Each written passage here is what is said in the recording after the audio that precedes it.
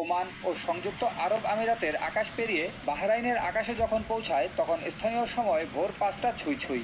4000 foot উচ্চতায় সেদিন বদলে যায় মনোমুগ্ধকর দৃশ্য।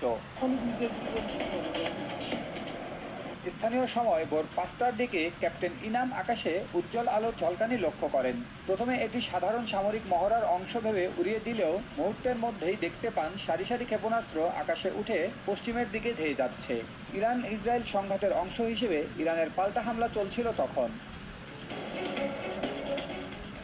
ঘটনার আকস্মিকতায় হতবিহ্বল ও ভীত কোপাইলট রাফসান রিয়াদ। ক্যাপ্টেন ইনাম দ্রুততার সঙ্গে ফ্লাইট রুট পরিবর্তনের সিদ্ধান্ত নেন। এখানে আমরা খবরের একটা অংশ দেখলাম, দেশ টিভির খবর ছিল এটা, যে ক্যাপ্টেন ইনাম বাংলাদেশি ক্যাপ্টেন ইনাম এটা হচ্ছে ফ্লাইট রুট পরিবর্তন করছিলেন। রুট পরিবর্তন করলেন ইসরায়েল আর হচ্ছে ইরানের যে মিসাইল আকাশপথে ছোড়াছুড়ি। তো এইটা আমরা একটা জাস্ট খবর হিসাবে দেখছি, কিন্তু এটা কিন্তু একটা বিরাট আলামত। এটা কেমন আলামত সেটা শুধু খবর না, এটা একটা আলামত এই কারণে যে হচ্ছে ক্যাপ্টেন ইনাম এটা দেখছেন যে তার মানে যখন আরও ভালোভাবে হচ্ছে এই যুদ্ধ শুরু হবে, তখন এই যুদ্ধ আরও ভালোভাবে শুরু হলে তখন আমরা বিদেশে যাওয়া, এই সময়টা বিদেশে যাওয়া খুব টাফ হয়ে যাবে মানুষের জন্য।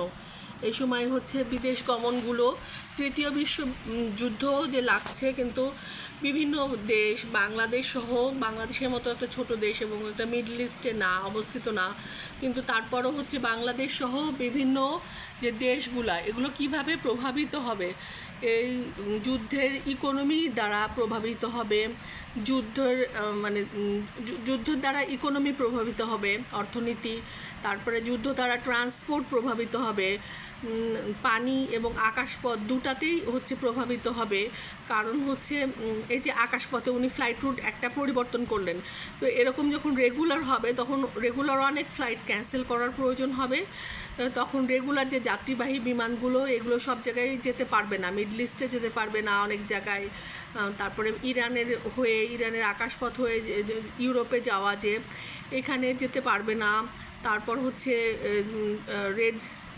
রেড সি, সুয়েজ ক্যানেল, এগুলো দিয়ে যে অনেক বিভিন্ন রকম ইউরোপ থেকে এশিয়াতে ভারত সাগর হয়ে অনেক মালামাল আসে, এগুলো যেতে পারবে না। তারপর হচ্ছে এগুলোর কারণে একটা অর্থনৈতিক একটা প্রভাব পড়বে। তারপর হচ্ছে ইরানি এই যে কেবল তো সে ঘোষণা দিচ্ছে ডোনাল্ড ট্রাম্প যে উনি হচ্ছে ইরানে যেন অভিবাসীরা ছেড়ে দেয় বা অভিবাসীদেরকে সরিয়ে নেওয়া হোক, তারপরে উত্তর কোরিয়া এবং বিভিন্ন জায়গায় অভিবাসীদেরকে সরিয়ে নেওয়া হোক, এরকম একটা বলা হচ্ছে তাদেরকে। কিন্তু অভিবাসীদেরকে যে সরিয়ে নেওয়া হবে, এই অভিবাসীগুলো যাবে কোথায়? উদ্বাস্তু মানুষজন। আলটিমেটলি এরা ইউরোপে, আমেরিকায় বিভিন্ন জায়গায় যাওয়ার চেষ্টা করবে। ইতিমধ্যে নিশ্চয়ই অনেক ইহুদি মানুষজন অনেক জায়গায় চলে গেছে কিন্তু তারা তো গেছে যখন তখন বরং ভালো সময় গেছে, কিন্তু যারা রয়ে গেছে। কিন্তু এই যে বাড়তি মানুষ এবং ইরান থেকে আলটিমেটলি ইরানের মধ্যে সীমাবদ্ধ কখনোই থাকবে না, বিভিন্ন জায়গার হচ্ছে হস্তক্ষেপ হবে। হস্তক্ষেপগুলোর কারণে হচ্ছে দেখা যাবে আরও দেশ, এখানে অবশ্যই প্রতিবেশী দেশগুলো ইনভলভ হবে। তারপর এদেরকে যারা সাপোর্ট করে বড় বড় পরাশক্তি, সেই বড় বড় পরাশক্তিগুলো সাপোর্টের কারণে এগুলো হচ্ছে একজনের পক্ষ নিবে। এবং ভারত যদি ইসরায়েলের পক্ষ নেয় এবং বাংলাদেশের মানুষের যে সেন্টিমেন্ট, ভারতের মানুষের যে সেন্টিমেন্ট, এই পক্ষ বিপক্ষে দেখা যাচ্ছে যে আমাদের নেট দুনিয়াতে অনেক তোলপাড় হবে। তারপরে তো পরস্পরের ঘৃণার বীজ এমনিতেই বপিত হয়ে আছে।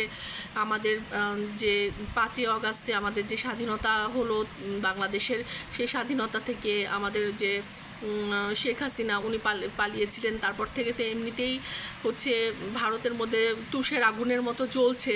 তারা হচ্ছে স্কোপ পাচ্ছে না সেই বিষটাকে উগরানো, জায়গা জায়গা মুসলমানদেরকে অত্যাচার করে সেইটার প্রতিশোধ নিচ্ছে। তারপরে যদি ইসরায়েলকে ইস্যু করে আবার হচ্ছে যদি বাংলাদেশি এবং ইন্ডিয়ার মধ্যে যদি বাকযুদ্ধ ইন্টারনেটের প্রচুর পরিমাণ তৈরি হয়, তখন এই দুই দেশের মধ্যে সংঘাতটা তখন কথা থেকে এক পর্যায়ে এটা সামরিক পর্যায়ে চলে যেতে পারে। তো এটা একটা ভয়াবহ অবস্থার অপেক্ষা করছে বিশ্ব।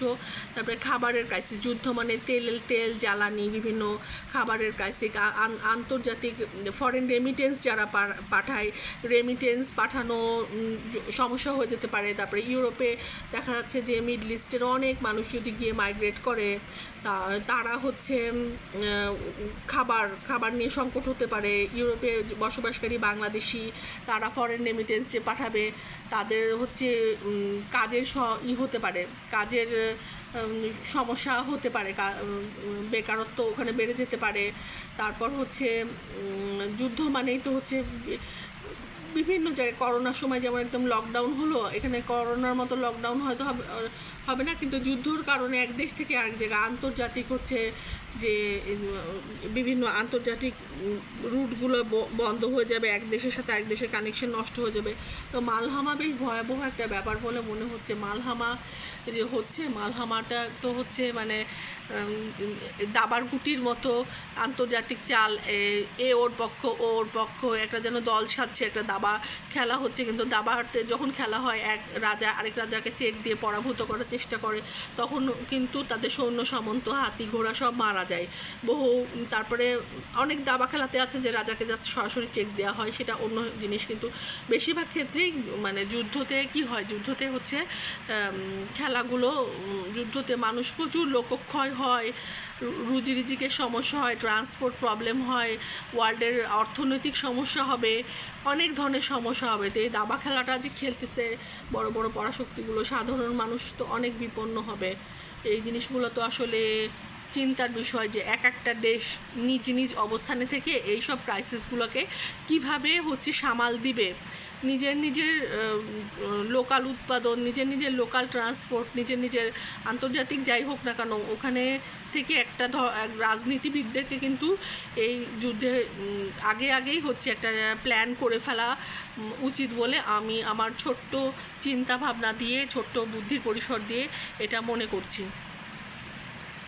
আল্লাহ আমাদের সকলকে হেফাজত করুক এই বিপদের সময়। এটা পৃথিবীর জন্য একটা বিপদের ঘন্টাটা বাজছে, এখনও বিপদ আসেনি, কিন্তু বিপদ তো মানে গুটি গুটি পায়ে আসছে, বোঝা যাচ্ছে। যেমন কোভিড এসেছিল হচ্ছে চায়নাতে 2019-এর অক্টোবর নভেম্বর এই সময়টাই, কিন্তু বাংলাদেশে এসে পৌঁছালো ফেব্রুয়ারিতে। তারপরে আস্তে আস্তে লকডাউন শুরু হলো, মানুষ মরা শুরু হলো। তেমন এই যুদ্ধগুলোও কিন্তু আস্তে আস্তে গুটি গুটি পায়ে কিন্তু বিপদটা ক্রল ডাউন করে এগিয়ে আসছে আস্তে আস্তে।